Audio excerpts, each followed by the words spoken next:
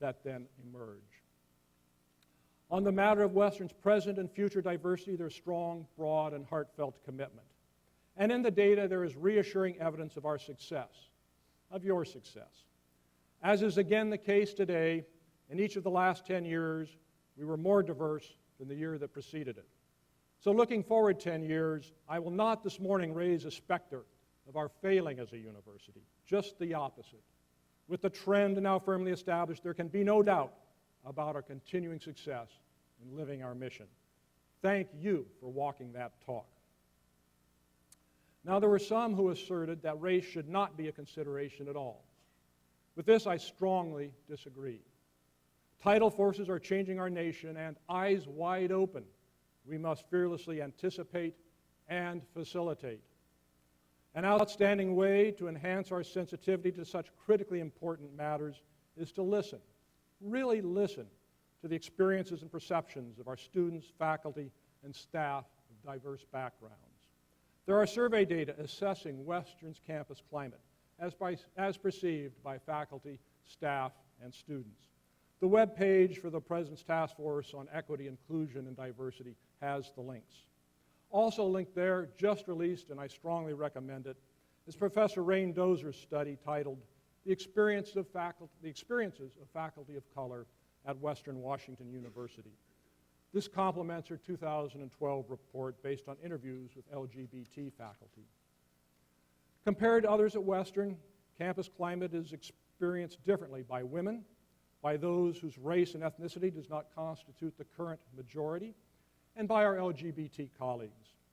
Western is much like other campuses in this regard. According to peer comparisons, not worse, but also not much better. An average is not good enough for Western. I know it's not good enough for you. So I challenge us all to educate ourselves on the facts, the actual experiences on our campus of those whose color, background, and sexual orientation differ from the majority.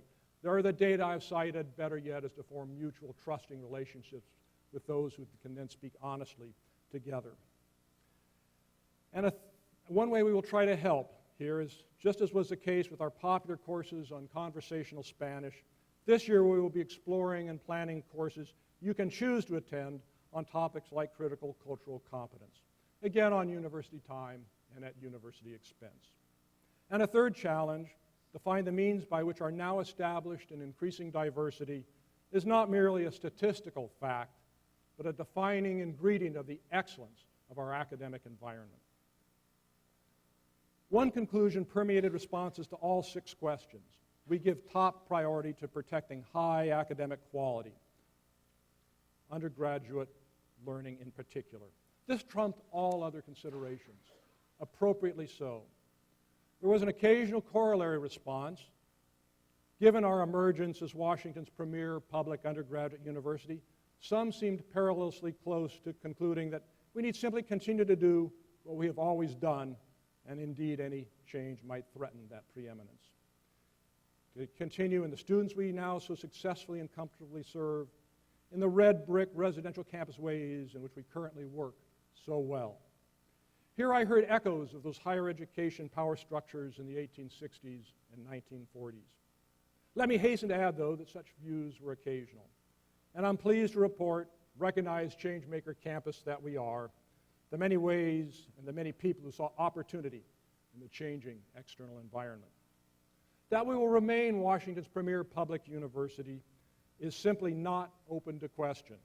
Not by you, emphatically not by me. We will continue to start with talented, promising, and committed students, albeit from increasingly varied backgrounds. I do challenge us to evermore stake our reputation for excellence on what our students achieve, rather than on the backgrounds with which they arrive.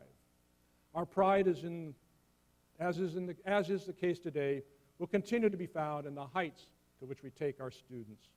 And they, once as alumni, will then do us proud. That having been said, there did seem an obvious opportunity to broaden the processes by which we develop enrollment priorities and strategies. That will be done, incorporating critical thinking and expertise from around campus in open, fully informed, and transparent decision-making and the formation of our enrollment strategies. So while there was some understandable trepidation expressed during the 6 questions deliberations on the topics of our future students, actions speak more loudly than do words. I found enormous satisfaction when the University Planning and Resources Council, a standing committee of our outstanding faculty senate, after reviewing many budget choices, including a number from academic departments, recommended as a top priority budget decision package a student services initiative to support the success of our changing student body. When it comes to the question of the future role of the liberal arts and sciences at Western, we are in complete agreement on their continuing centrality. We are all of a mind on this, and that is a reassuring source of continuing Western strength. This I do challenge, though. The thought that the value of a liberal education can only be attained in the ways we most often experienced it ourselves through resident classroom instruction. And I may remind you that the way we experienced it was itself a dramatic transformation from its origins in the tutorial approaches of the British University. I also raise this challenge. As strongly as we hold to the liberal arts and sciences as our foundation, does it then logically follow that we should only allow programs that build on that foundation? We are not a small liberal arts college. We never were. We must decide, can there be room for, say, strictly professional certification programs that our academic programs might want to bring forward?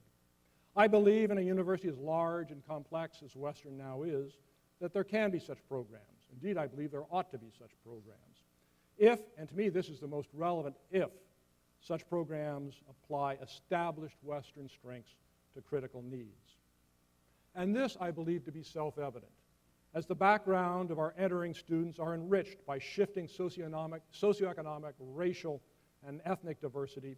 The relevance of our commitment to the liberating education of our arts and sciences core will be all the more successful, all the more critical to the success of our graduates, our future alumni.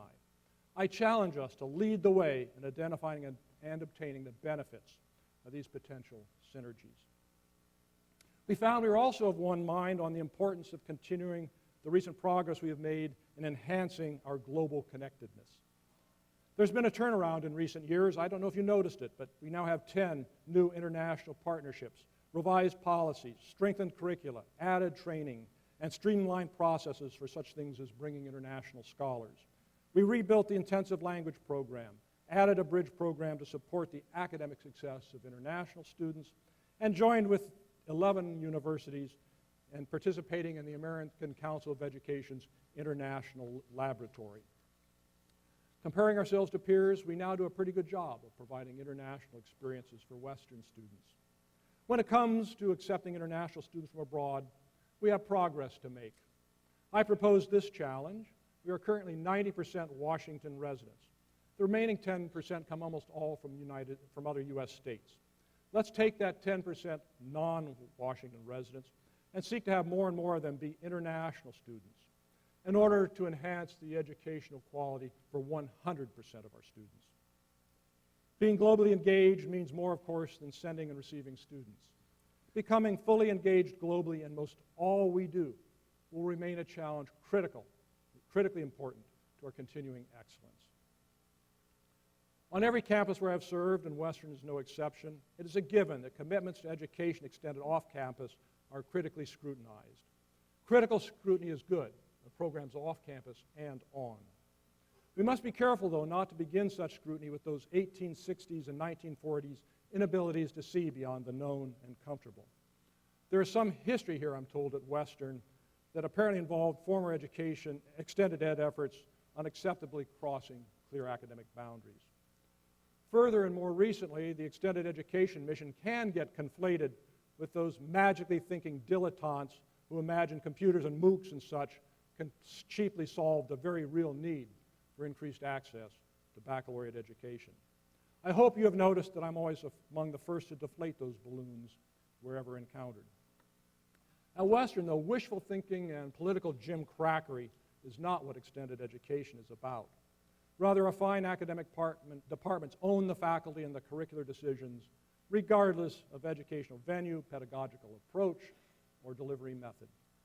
Among the materials generated last year on this question are the testimonials of those with hands-on experience who talk about the ability of extended education to create a meaningful, quality Western experience. Any number of our faculty already know this, already do this. From some respected colleagues, though, we heard the position that we should have an exclusively residential mission. I do not see this as an either-or question or a zero-sum game. I challenge us to see the multiple opportunities to serve our mission and to apply our many strengths to critical state needs. Our extended education efforts have, for a university of Western size and strengths, been seriously underdeveloped. They must be expanded if we are to be fully living our mission to serve the needs of our state.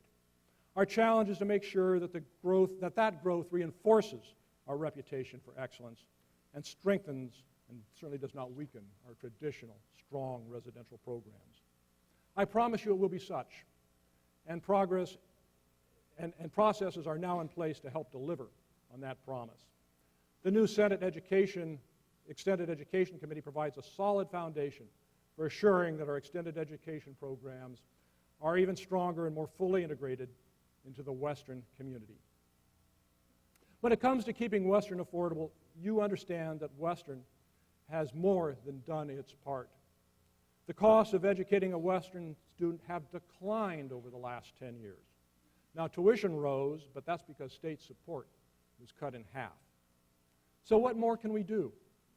When it comes to efficiency, in my view, we have become dangerously efficient, too lean. You reported the same. I asked our institutional research guru to benchmark where we are lean and where we are not. The basic finding, relative to peers, we are lean across the board. You already knew that. Consider two other findings. Compared to peers, we have more faculty per administrator. Also compared to peers, in faculty per 100 students, though, we are somewhat below peers. How can that be? More faculty in ratio to administrators, fewer faculty in ratio to 100 students? Well, what it means is this. When it comes to setting priorities, we have our priorities right here. We protect the academic core. But the state does not have its priorities right. Our overall funding per student is well below peers, national peers, and peers here in Washington. So I challenge you first to avoid the trap of thinking that we can become more efficient by cutting elsewhere, or to think that the strategy that worked to date, cutting elsewhere to protect academic affairs, still remains available. It does not. How about tuition? Once available aid and scholarship dollars are factored in, Western students, on average, pay more than students do at the University of Washington or any other of the public baccalaureates here in our state. We can and are raising private scholarship dollars. About a month from now, we'll be going public with a fundraising campaign, the first in nearly 2 decades.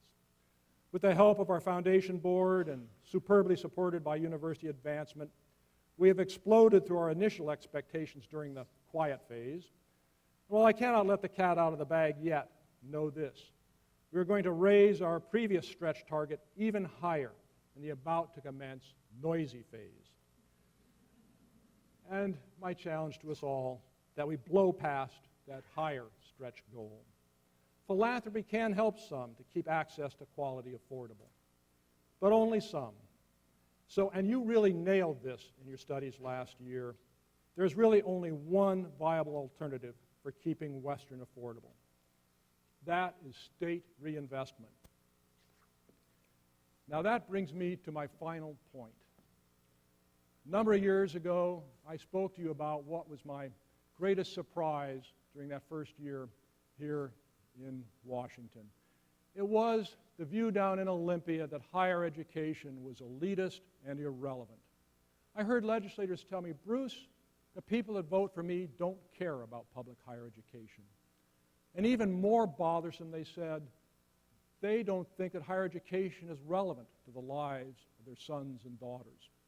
After that first year at the next opening convocation, I spoke with you, and I outlined a concept for the publicly purposed university and suggested some strategies by which certainly we have to better argue the case for public higher education, but we had to make the case itself stronger, not by what we said, but by what we did. And further, it couldn't be just sitting back and relying on our PhDs to figure out what the public needed from us.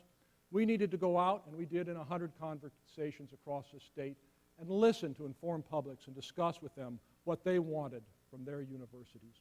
You took that information and took our old, long strategic plan, boiled it down to a page, but most fundamentally, you changed it from being about us to being about the differences that we do make in people's lives. And we've been living that new strategic direction, and it's really made an amazing difference. There's been quite a turnaround down in Olympia. I don't hear those things anymore. And the turnaround and Western was largely in the lead in making that turnaround happen. And also, I want to point out, in reaping the rewards.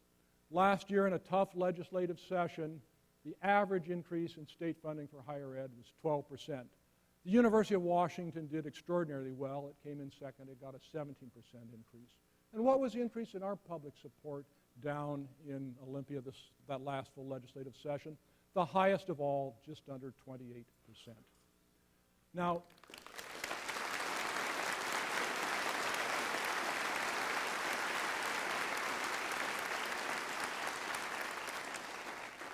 Now, why raise that in the context of the 6 questions? I heard not the majority, but I heard whiffs here and there of arguments, of sentiments that would take us back to that era of irrelevance and great political vulnerability. We must fearlessly and adventurously continue to live our mission of connecting our strengths to the needs of the state, the nation, and the globe. We must adapt to changing circumstances as we do so with no trepidation at all. In fact, our willingness to live our mission, to sustain our relevance to the future of the state of Washington is going to be immediately important. The next legislative session coming up, I have to tell you, is going to be the toughest in anybody's memory. We will be successful there, and this is the next challenge, to continue to do what you have done well. We need to stand together, stay on message, be engaged, be united, and argue passionately for brighter futures for the state of Washington through sustaining and increasing investment in public higher education. So, to summarize the 6 questions, we are agreed on what the fundamental commitments are. That's a strength. There is also some divergence, though, on how those commitments should be applied. That is also a strength. Disagreement is essential. Otherwise, we risk all going off a cliff together. Now, we are going to continue to scale cliffs and not go off them because we will continue to practice the habits that have taken us to our current widely recognized prominence. These are the habits, first and foremost, of being clear about what our core values are, and I did mention what those were. But also then to keep each of those 6 questions open and asking ourselves them, and to be open to and hungry for the latest data, better analysis, and welcomed collegial criticism. It's also important that we keep our options open. These really aren't either-or situations. It's very important that we continue to innovate, to experiment, and also to fail with no apologies, because if we don't fail, we aren't really innovating. Certainly we need to do that on our own part, but we also have to make room for our colleagues to do the same, particularly those whose novel ideas we may look a little askance at and wonder just if they are solid or not. And then that implied therein is justifiable confidence in our ability to learn, to adjust, to learn from experience, to learn from each other. And also implied therein then is the final challenge to continue to trust each other. Now, I know you, I know Western. You will continue to ask tough questions. You will listen to each other. You will trust each other. And you will innovate, you will experiment, and you will learn from those experimentations and the failures, and thereby find the paths that are best for Western, even paths that take us into unknown territory. And then you will have the courage to follow those paths. I know that because I know you, because I see you do it superbly every day. Thank you. Have a great year.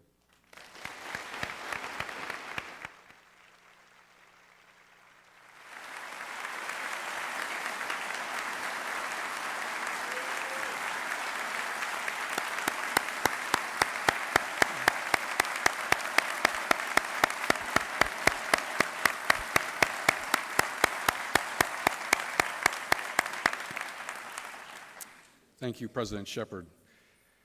Congratulations again to our award recipients. A reminder to our team award recipients, please remain in your seats for instructions for your group photo. Finally, I'd like to thank you again for being here this morning and extend my best wishes for the coming year to all of you and to Western. Thank you.